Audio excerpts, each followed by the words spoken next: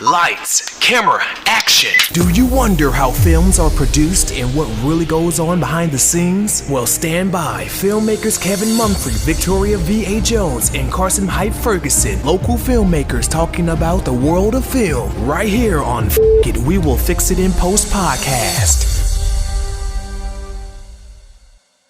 Good morning, good afternoon, and good night. Whenever you're listening, we thank you for doing so. This is Kevin Mumphrey, and you're listening to another edition of We Will Fix It in Post. I once again have my colleagues Victoria V.A. Jones. What's going on? And Karsten Hype Ferguson. Yeah.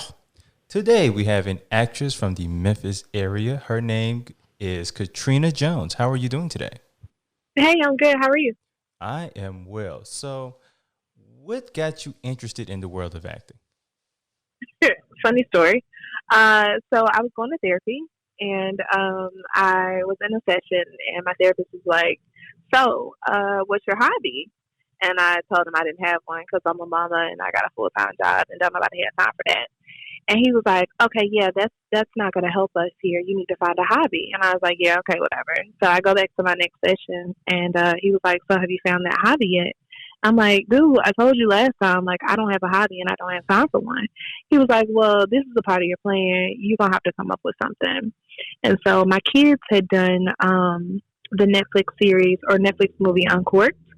And we were on set for 4 or 5 days with Niecy Nash and Courtney Vance and all that. And I thought it was a really cool experience. And I was kind of interested in it. So I said, well, that's something that I think is cool. I'm going to go and take an acting class. You know, that'll be my hobby. That'll get me through this therapy session or whatever. And I went to my first acting class in January of 2020 and fell in love. And I haven't looked back since. It's not quite funny, ha though. You know, like it is funny. When you said funny, I was expecting like, you know, belly laugh, and I was like, oh, can I laugh at that? You can laugh at it. I think it's you can laugh because she's laughing. Yeah. I don't know. You know what I'm saying? That makes it okay. The internet might tear me apart. They were like, "You're insensitive. You're insensitive." Usually the rule is if that person can laugh at it, you can laugh at it with them. I don't know what the rules are anymore. That's actually a really good point. The lines have blurred a little bit. Oh, right. Not a little bit. It's a lot. Okay. It's a whole lot. A lot of bit. It's like probably the first time our parents would listen to Run DMC and Aerosmith. Say what? Nah, I'm done. So would you say like acting in and of itself is therapeutic for you? Absolutely. How so? Yeah, absolutely. It just is. It's a great outlet for emotion. You know, you can't just run around and be angry all the time, right?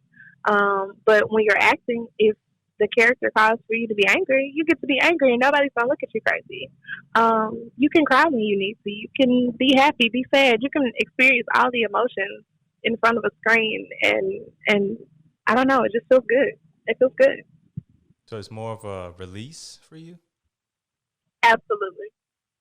That's it. I can see that because you go through the whole gambit, and then sometimes depending on where you are in life, you know, some people may not accept you being able to go through everything.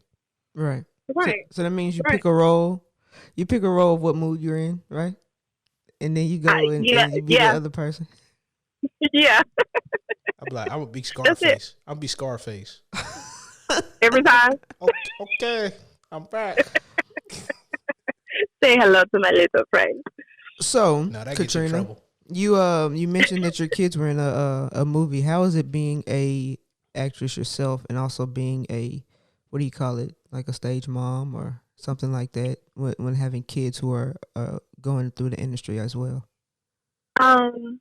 It's interesting. One of my sons, the middle one, the oldest son, he doesn't really like it too much.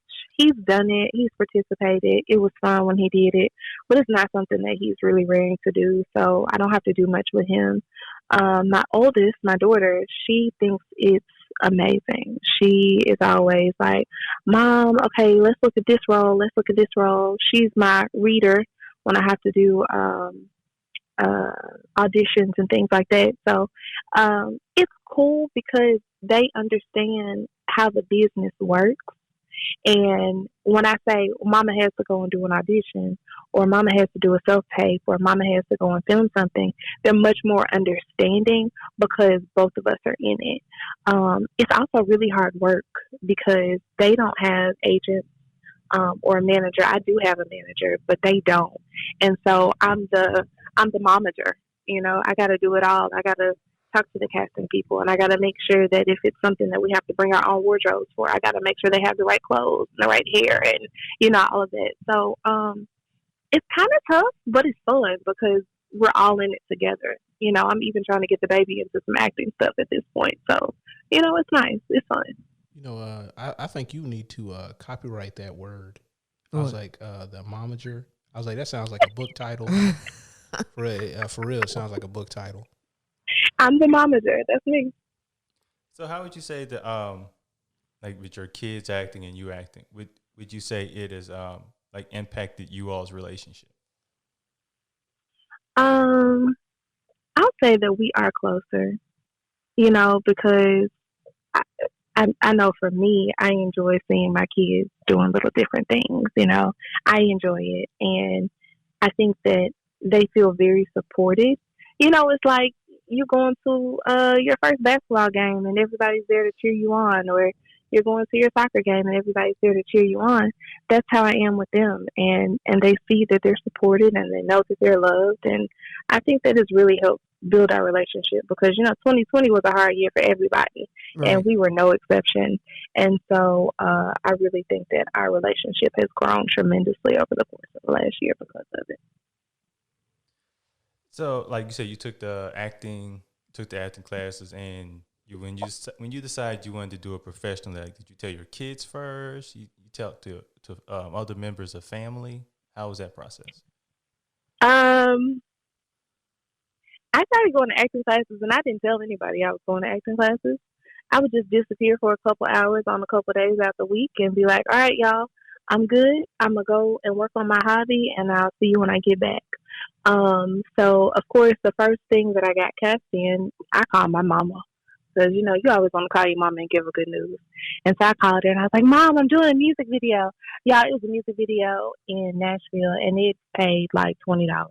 Like $25 maybe. Like it was not even worth the gas money, but I was so excited about it. And my mom has also been like the biggest support for me.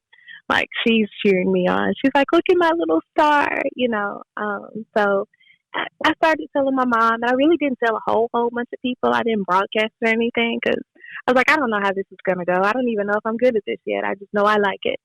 And well, now I'm, on the Facebooks and the Instagrams, and I talk about what I do. Because was it one of those like family dynamics where you tell like two people in your family and suddenly the whole family knows? I done heard about you. I heard about you. It didn't quite start that way. I really did. I kept it under wraps. I didn't. Yeah, I wasn't ashamed. She kept it under wraps. I wasn't ashamed of it in any way, shape, form, or fashion. I didn't know where I was gonna go with it. I didn't know what I was gonna do with it. And so now that I've decided that this is something I really want to do, like I'm thinking about moving to Atlanta and taking it very seriously. Now I want people to know that it's something that I'm doing because I'm really proud of it. So, like, how did VA find out? Since y'all are family, y'all close. I found out because she's in the of course she's in the movie Election 2020, and Flo hits me up and she says, yeah, there's this girl who already put in her photos and she wants to audition. So I said, okay, cool. So Flo sent me the photo, and I'm like, that's my cousin. She's like, no, that ain't your cousin. I was like, yeah, that's my cousin. So immediately after that, I hit Katrina up and I was like, hey, I'm a part of that film that you put in an audition for. She was like, no way. That's how I found out that she was acting, period. I knew her kids were acting because I knew her kids were in the Netflix movie and everything else and stuff like that. And I seen them in some other stuff, but I had no clue. But I found out off the fly, literally. Yeah. One of those things where you find out how small this world is. Right. Especially this industry is. Yeah. So were you what actors did you like kind of gravitate to growing up?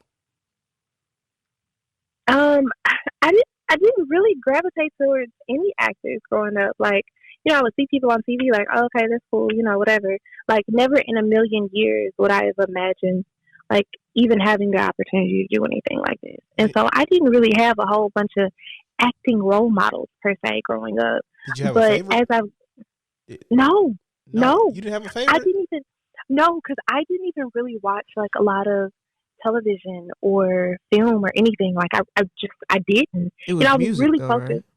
Yeah, I was really focused on music. Like I love music, and so that was really where I loved people like Destiny Child. I loved them and Jagged Edge and 112 and all the little boy bands, NSYNC and all that. That's what I loved when I was growing up. So I really didn't pay much attention to people in film and television. But since I've gotten older, I've really grown an appreciation for those that are in film and television. So now, hands down, favorite person in the world is Viola Davis. I absolutely love her. She's amazing. Denzel, he's great. Who else do I love? Yeah, God, there's so many of them. Like I like some Diddy Wash. Yeah, that's my. It's so many. That's the homie. That's the homie. Ellen Pompeo from Grey's Anatomy. I love her. Sarah Paulson from American Horror Story. Love her. It's a lot of just powerhouses out there that I admire and love now. But before, I wasn't paying them people no attention. So you all those actors and actresses that you named, they're mostly do drama. So you like drama pieces more than anything else? Yeah, I would say so. I've been told that I have really good comedic timing, but I haven't really hopped off into the world of comedy just yet. It's something that I want to get into, but I just haven't done it yet. So I want to backtrack just a little bit. When you were telling like family members that you were going off to do your hobby, like would it being like nosy a bit? Like, so what exactly is this hobby? It was like literally it was in house. It was husband, kids, and my mom. And they know when I don't tell them something, it's for a reason. So they didn't prod too much. I told them, I was like, I'll kind of be accessible. You can text me, but please don't call me. So they understand. I was like, this is mommy time. Okay, this is mommy time. Don't worry about where I'm at, what I'm doing. Just go mind your business. Mind your business. If anything is burning up, somebody bleeding, then call me. Otherwise, I'm good. You don't have to worry about me. So. Dang, she went Michael Jackson. Leave me alone. Yeah, just leave me alone. Or bleeds, don't call me. I like that. Man, like I need that on a T-shirt. I like that. That is a mother's motto. So when you went to these acting classes, what was it about the acting class that you just fell in love with? First of all, the moment that I walked into the studio, it felt like I was with friends.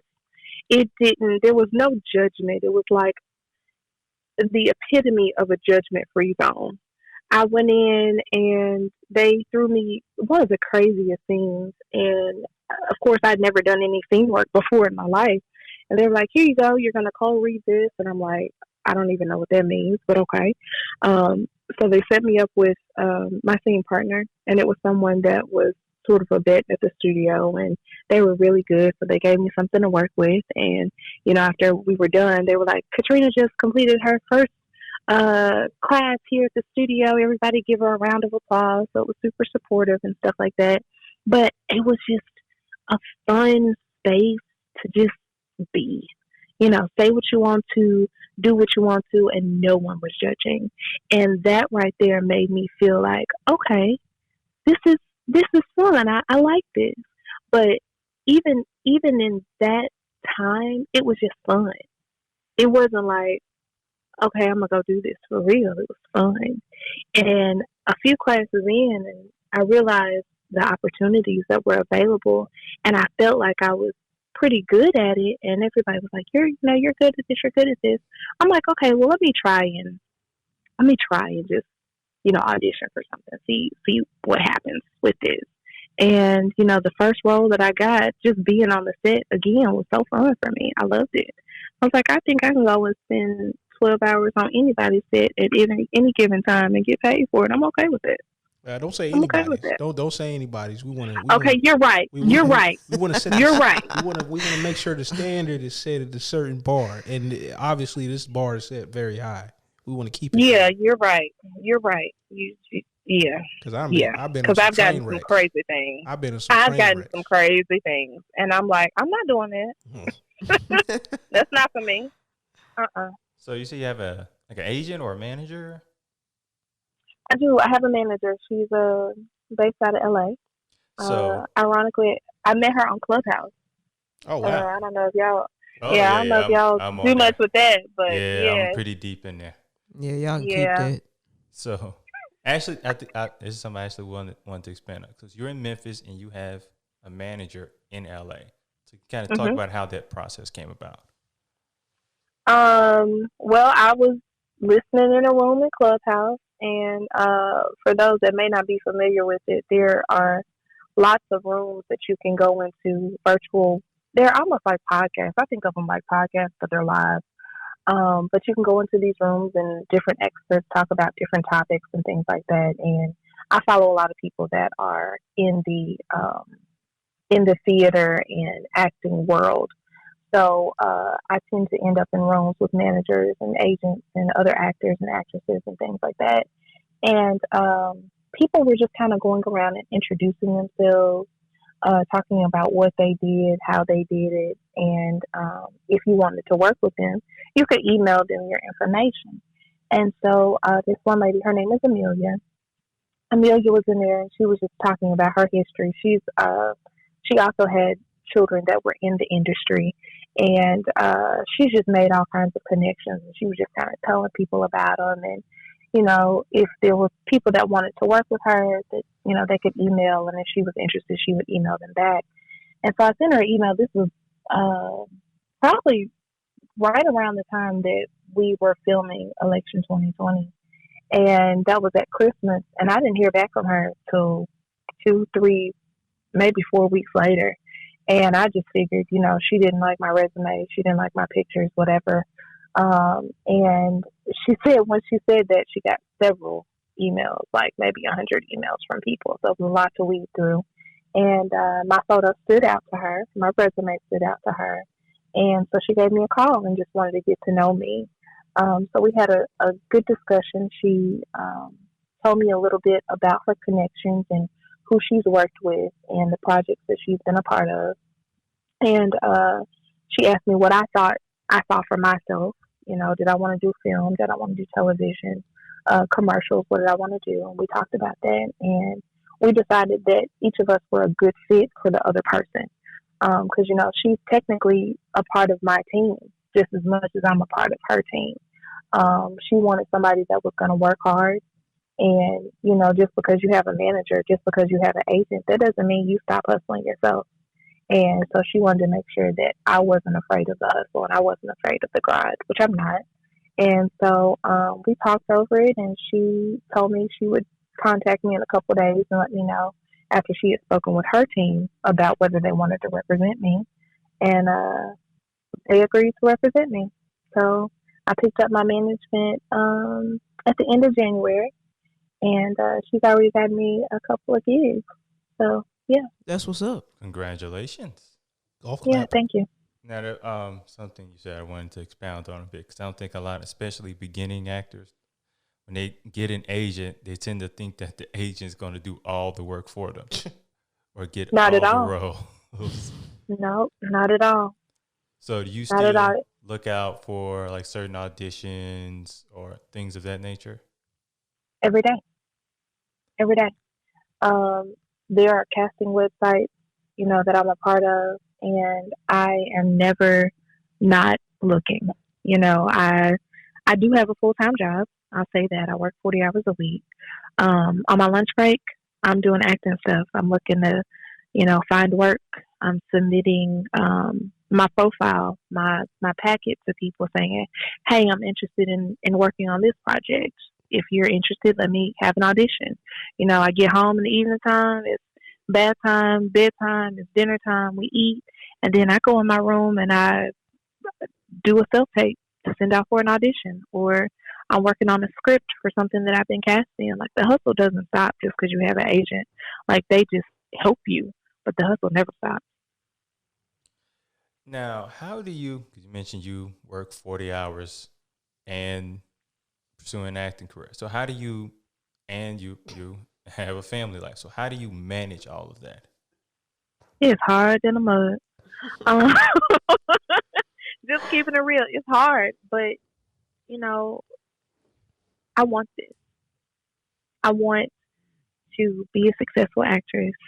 I want to continue to be a great mom. Like I want these things, and in order to do that, you just got to put in a lot of work. So I'm very strategic in how I do things. Like we wake up at the same time every day. We have the same routines every day. So that way, if I need to call in for a babysitter, like, hey, I need somebody to watch the kids today, it's very easy for somebody to come in and watch the kids. Like they're going to wake up at 6 o'clock. They're going to eat at noon. They're going to eat at 4 o'clock. You know what I mean? Like I make it so that it's easy for someone else to step in and help me if I need that help. I have a great support system. I can call a handful of people and say, hey, I have a project that I'm working on this weekend. Could you help me with the kids? So I have a great support system, and I'm a planner. I walk around with my planner all the time. I need to do this at this time. I need to do this at this time. Organization is key, but it's hard. I'm not going to lie. Being a mama and having a full-time job and being a semi-full-time actress is difficult, but it's worth it. So when you mentioned earlier about you would send out a package, and you being fairly new, what do you have in this package for any other new actor who wouldn't know what to send? So that's always a tricky question, and I battled with that the entire first year of me acting. Now that I have some work on my resume, I have my acting resume. Before, the only thing that I had on my resume was training. And it sounds crazy, like, why would I send off a resume that's only got training on it?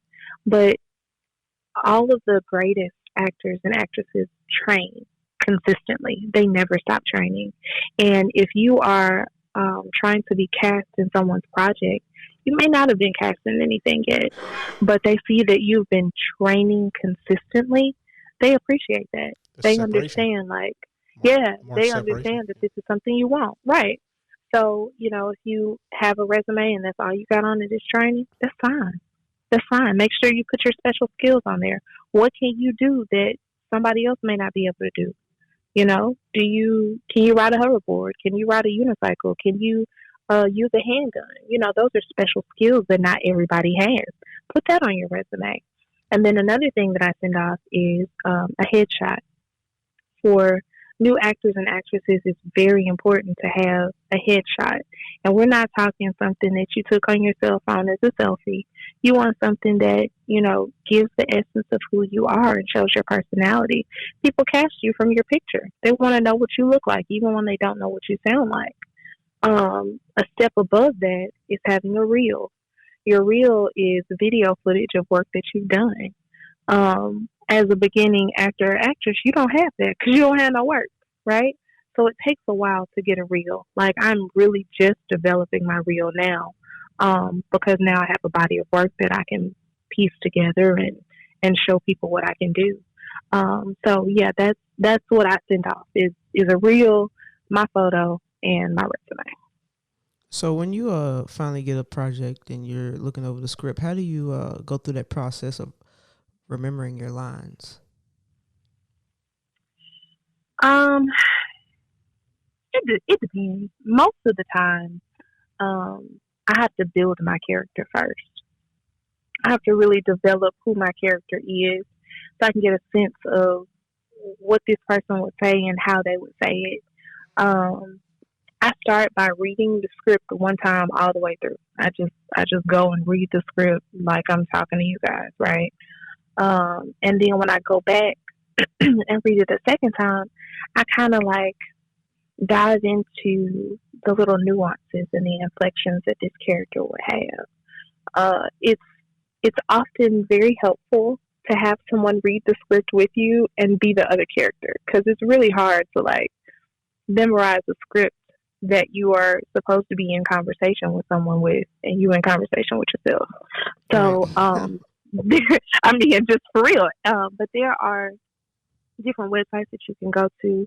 You can always phone a friend, literally on Zoom, and y'all read the script back and forth together. But a lot of just reading. You gotta read it today and read it tomorrow and read it again tonight and read it in the morning. But it really comes together when you are working with someone else, you know, and reading it back and forth and just working on your lines. So, for instance, when I did Election 2020 with Keith, Keith and I were on Zoom calls every week, 2 or 3 times a week. We would just say, okay, this is the scene that we're going to go over today, and we would run our lines back and forth. So just, you know, you got to repetition. It's just like in school when you're trying to learn how to spell, or you're trying to, you know, learn vocabulary words or whatever. It's repetition. So when you're going back over, like how many pages or how much of a script would you go through a day? I usually work on a scene at a time. Usually, if it's a short scene, I may go through a couple scenes at a time, you know. But I usually go through a scene at a time and just get that one good and down packed, and then I'll go to the next scene. All right, now we're working on the next scene or whatever. And once I feel like I have all of them together, I'll run the entire script, unless it's like, you know, 100 pages or something like that. I ain't running through 100 pages today, but I usually do a scene at a time. Do you ever like see somebody that you like or whatever and kind of go through pretending to act like through their lines? You know, like some of the, like, say your favorite movies now. Sometimes not too much. But when I first started with acting, I did, because it kind of helps me discover who I am as an actress, because, you know, you watch what other people do, like Tyler Perry when he was Medea, or Tiffany Haddish, or Kerry Washington, or, you know, just different scenes that they had done. I wouldn't necessarily do them, but I would bring their essences to the characters that I was creating, so that way I could kind of build who I was as an actress. I know I like messing with my friends or whatever, and we like replaying like scenes of films. I'm not an actor, by the way. You could be. I have acted. Like I got knocked out on film twice, and we did like 30 takes. I was like, this is ridiculous. Why are we doing knocked so many out? takes? Wait, what do you? Like Y'all got into a fight? No, my character was getting knocked out. I'm like, come on, man. First off, and I was trying to negotiate with the director and the writer. I was like, first off, man, I got a good jaw. You know, I'm like, I used to box, and I'm like, I'm kind of prideful. So I'm like, I don't feel like he'd go down that quick. Like, does he have to snuff me with one punch? Can he give me like a 3-piece? And they were like, no, it's not gonna. It's gonna take too much time. And then we did like 30 takes and me getting knocked out. I'm like, really? We can't move on? They had to get the right angles, you know what I'm saying? Come on. Like, nah, they that was uncomfortable. Unless you made somebody mad on set, and they just kept saying, "No, let's do it again. Let's do it again." I probably did. Like, but my I guess my favorite scene was like Forrest Whitaker in Last King of Scotland. At least, like, you know, where he's like they tried to kill me, and he just turned. Then it turns out he just had gas. I'm like, come on. Yeah, that was funny. Weird too. So let's talk about this project you've just done, Election 2020. How did you find out about it? Facebook. There's all kinds of acting community pages on Facebook, and this one I think was in the Memphis film community. I saw it posted, and I said, election 2020, that's interesting. Let me see what they're talking about. And then I saw that it was, a black person that had posted it. And I was like, that's really interesting because now we're talking about the 2020 election. Okay, let's see what this is about. And so I just emailed and said, hey, I'm interested in your project, would like more details. And that was how I found out about it. So when you got the script and kind of saw what the film was about, like what were your thoughts on it? So they only sent me a small portion of the script. And for those that haven't seen it, this won't make any sense, but there's a big argument in the film, and that is the portion of the script that I saw. And I was kind of taken back, like, whoa, that's what we're doing right now? That's what we're talking about?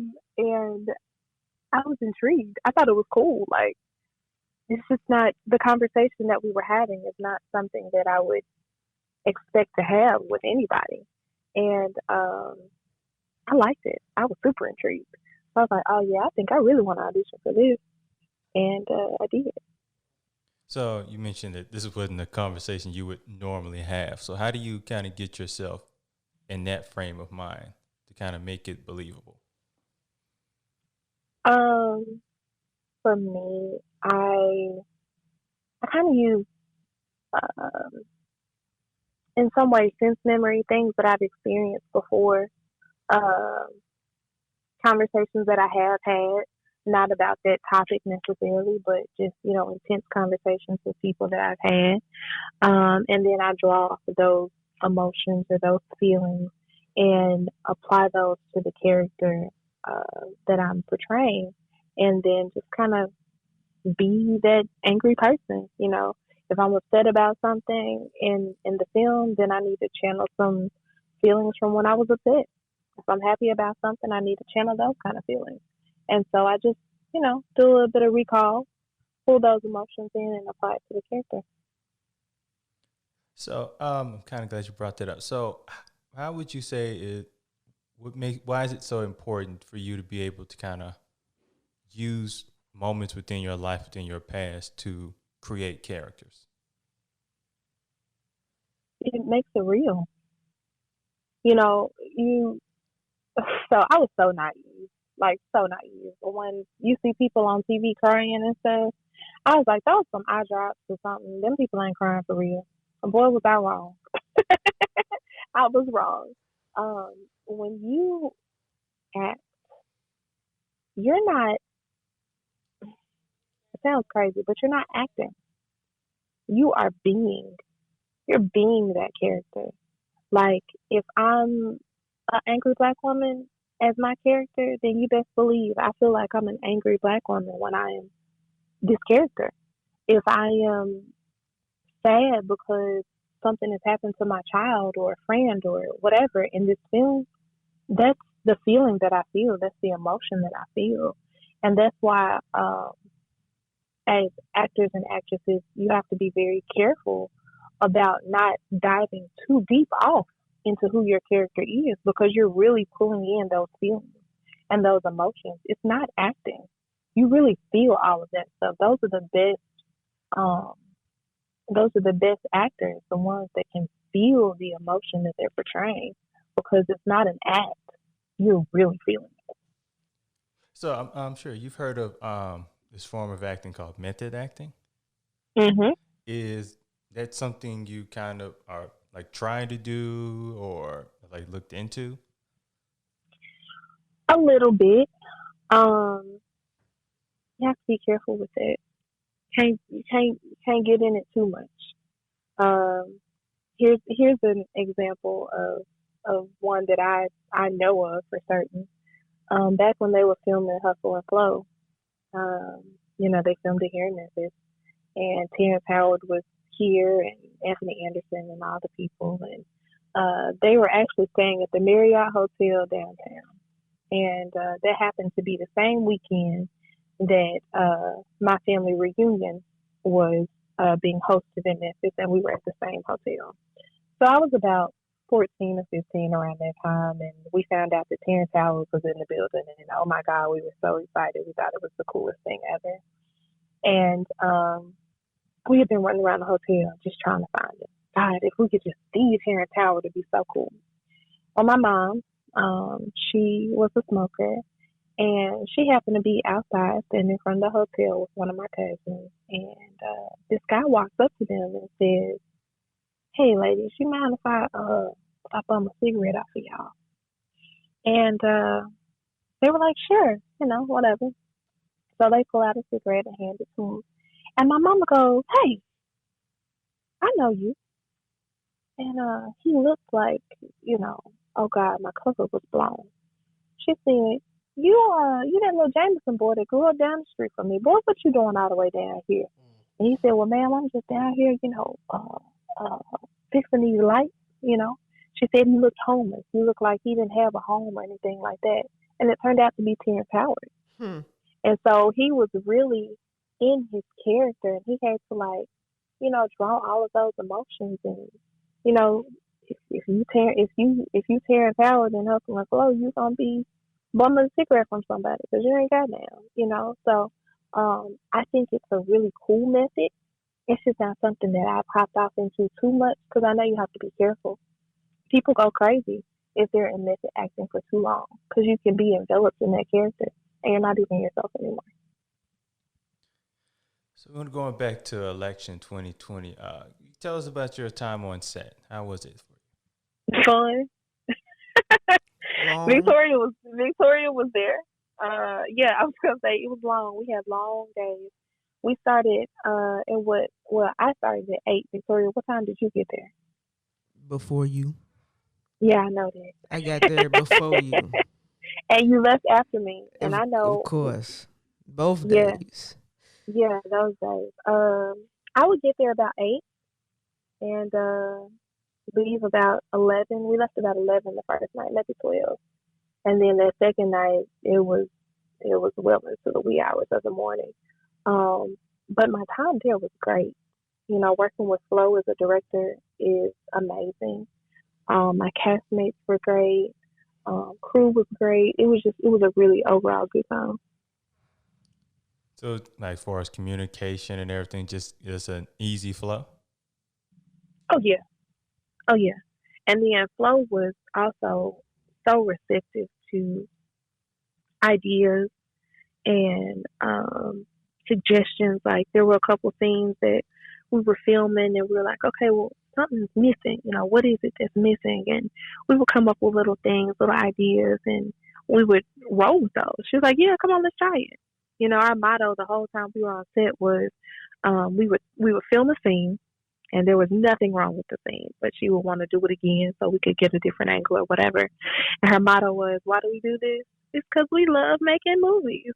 And that was the energy that was on the set, was because we love making movies. So the first time you saw it, how did you feel? I was really excited because although I filmed quite a few projects, I hadn't seen any of them because most of them are still in post. And this one, the turnaround was so quick. We filmed it December 26th and 27th, and it was released on January 20th, right?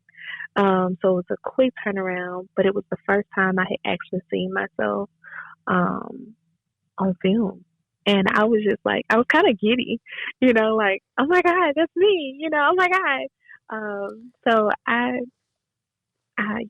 was proud of it. I'm still very proud of it. So did you watch it with family, with friends, or you just watched it by yourself? Our cast and crew actually had a Zoom call and we watched it together. So it was just a whole group moment? Yeah, it was. Yeah, it was. And it was cool. I think all of us were pleased with what we saw. So, yeah. Good. So you kind of liked it better that way. It's like everybody you worked on this film with pretty much all saw it together for the first time. Yeah.